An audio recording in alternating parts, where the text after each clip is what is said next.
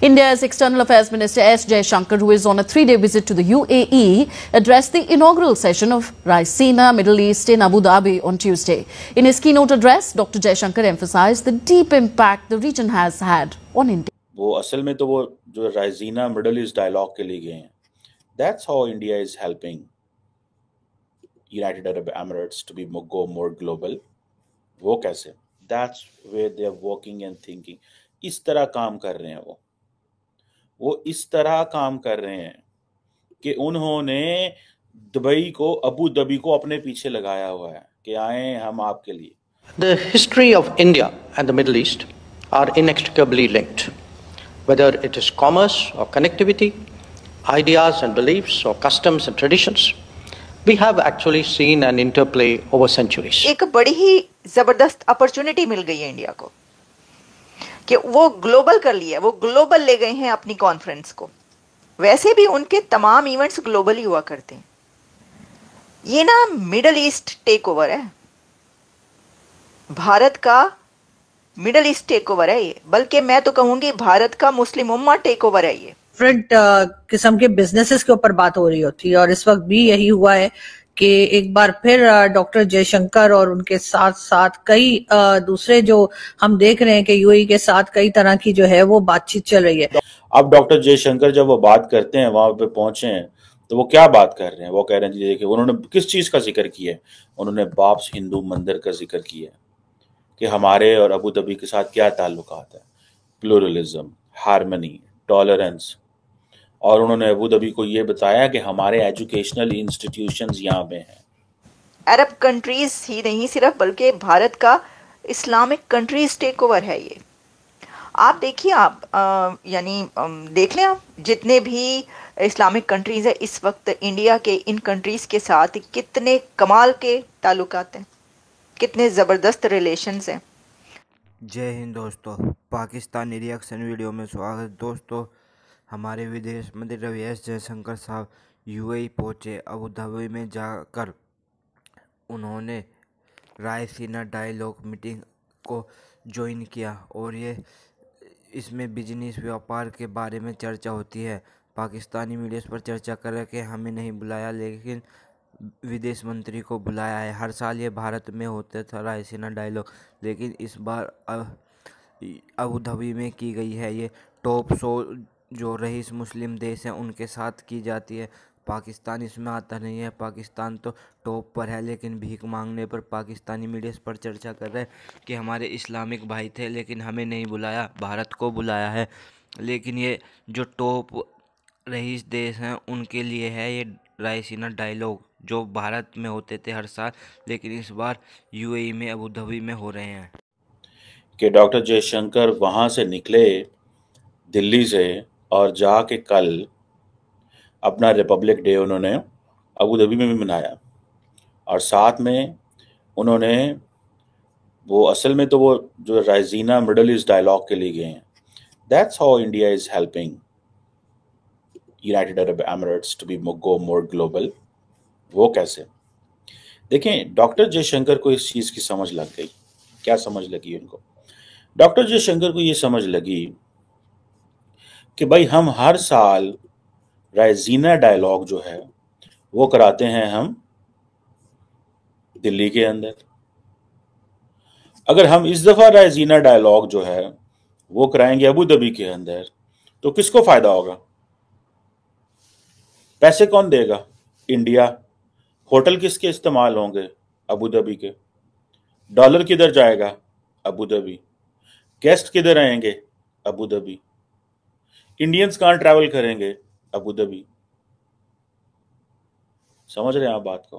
That's where they are working and thinking. इस तरह काम कर रहे हैं वो इस तरह काम कर रहे हैं कि उन्होंने दुबई को, अबू धाबी को अपने पीछे लगाया हुआ है कि आए हम आपके लिए. देखिए, 2 लेवल पे इंडिया ऑपरेट करता है. एक वो लेवल है कि जनाब इंडियंस बड़ी तादाद में अबू धाबी जा रहे हैं, वहाँ पे नौकरियां कर रहे हैं, ऑड जॉब्स भी कर रहे हैं, सीईओ लेवल की वो जॉब्स भी कर रहे हैं. और एक लेवल ये है कि जहाँ पे इंडियन गवर्नमेंट इस लेवल पे ऑपरेट कर रही है. अब डॉक्टर जयशंकर जब वो बात करते हैं, वहां पे पहुंचे हैं, तो वो क्या बात कर रहे हैं? वो कह रहे हैं जी देखिए, उन्होंने किस चीज का जिक्र किया है?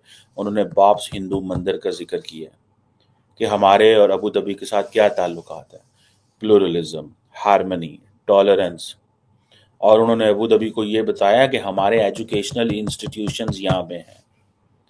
मतलब जो दहाइयों से, फॉर मैनी डेकेड्स, इंडिया अपनी लेबर बेचता रहा, जिस लेबर की वजह से इंडिया ने अरबों डॉलर रेमिटेंस कमाई है, अरबों डॉलर रेमिटेंस कमाई है।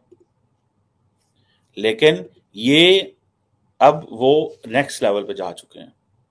अब मुझे एक बात बताएं आप, जस्ट इमेजिन करें आप कि अरबों डॉलर रेमिटेंस जा रही है अबू धाबी से इंडिया, तो इंडिया अगर 200 मिलियन बेच देता है एंड राइजीना मिडल ईस्ट करवा देता है, सुनाए कैसी चीज है? कैसी चीज है ये? उनको पता है कि हमने क्या करना है। Indians have become investors, Indian investors हैं, बड़े पैमाने पे इन्वेस्टर्स हैं, और उनको इस सारी चीज की समझ आ गई है कि अगर हमें अपना दुनिया में मौक़िफ़ देना है, अपने आप को आगे लेके चलना है, तो भाई ये सारा कुछ करना पड़ेगा, ये सारा कुछ करना पड़ेगा। आप देखें ना, रिपब्लिक डे सेलिब्रेशंस दुनिया के, और फिर उसमें मोहम्मद बिन जो क्या नाम है उनका, foreign minister Abdullah bin Zayed साहब, very forward looking, very progressive foreign minister of Abu Dhabi, very progressive, बड़ा कैजुअल, जबरदस्त। मतलब they are rich, generationally rich हैं यार वो, they are the ruling family, वो सारा कुछ है। डॉक्टर जयशंकर के लिए जगह जगह वो भाई रेड कारपेट डालते हैं, जगह जगह वो डॉक्टर जयशंकर के लिए रेड कारपेट डालते हैं। एंड दे डू अंडरस्टैंड, वो इस चीज को अंडरस्टैंड करते हैं कि हमें क्या करना है, डॉक्टर जयशंकर को कैसे विन करना है। और वो डॉक्टर जयशंकर को पता है कि मैंने इनके लिए, आपको पता है ना कि doctor Jaishankar was the doctor Jaishankar on his second trip globally, वो इस वक्त एक बहुत बड़ा जियो political and Jio economics event हो रहा है अबू धाबी में, और वो इवेंट वो एनुअल कॉन्फ्रेंस है जो दिल्ली में हुआ करती थी, यानी कि राइजीना डायलॉग। और दिल्ली में ये कॉन्फ्रेंस हर साल होती थी, और इसमें बहुत सारे कंट्रीज से डिग्नेटरीज आते थे और उसमें शामिल होते थे। राइजीना डायलॉग का अबू धाबी में होना इस वजह से, जो कि मैंने बताया कि महाकुंभ की वजह से वहां पर ले जाना, लेकिन ये एक बड़ी ही जबरदस्त अपॉर्चुनिटी मिल गई है इंडिया को कि वो ग्लोबल कर लिया, वो ग्लोबल ले गए हैं अपनी कॉन्फ्रेंस को। वैसे भी उनके तमाम इवेंट्स ग्लोबल ही हुआ करते हैं। ये ना मिडल ईस्ट टेक ओवर है, भारत का मिडल ईस्ट टेक ओवर है ये, बल्कि मैं तो कहूंगी भारत का मुस्लिम उम्मा टेक ओवर है ये। अरब कंट्रीज ही नहीं सिर्फ, बल्कि भारत का इस्लामिक कंट्रीज टेक ओवर है ये। आप देखिए, आप यानी देख लें आप, जितने भी इस्लामिक कंट्रीज है इस वक्त इंडिया के इन कंट्रीज के साथ कितने कमाल के ताल्लुकात हैं, कितने ज़बरदस्त रिलेशंस हैं। अबू धाबी में वो पूरी जो मिडल ईस्ट है उसके साथ मिल रहे हैं, उनके लीडर्स के साथ, अरब कंट्रीज के साथ। तो वहाँ पर ख़ास तौर पर डॉक्टर जयशंकर ने जो बात की है वो ये बात की है कि जो ट्रेड टाइज हैं वो बहुत स्ट्रेंथन हो रही हैं इंडिया और मिडल ईस्ट की। और आपको पता है कि $160 बिलियन था और $180 बिलियन हो गया। अब इस तरह का मैं फिगर्स कुछ पढ़ रही थी कि जी एग्जैक्टली 160 बिलियन डॉलर से $180 बिलियन जो है एनुअली अब चला गया trade between India and the gulf. सबसे बड़ी बात होती ही ट्रेड है, मैंने क्या कहा कि ये जो राइजीना डायलॉग है ये है जियो पॉलिटिक्स एंड जियो इकोनॉमिक्स। तो इंडिया तो मास्टर है जियो पॉलिटिक्स का और जियो इकोनॉमिक्स का। तो इंडिया नहीं करेगा ये सब तो कौन करेगा, मुझे ये बताइए। आप बताएं जरा मुझे, ये कौन करेगा? इंडिया ही करेगा ना, जियो पॉलिटिक्स और जियो इकोनॉमिक्स का जो एक्सपर्ट होगा दुनिया का। तो वो जो कहते हैं ना भारत में कहा जाता है अखंड भारत, ये भी अखंड भारत ही है। ये सोचने की बात है।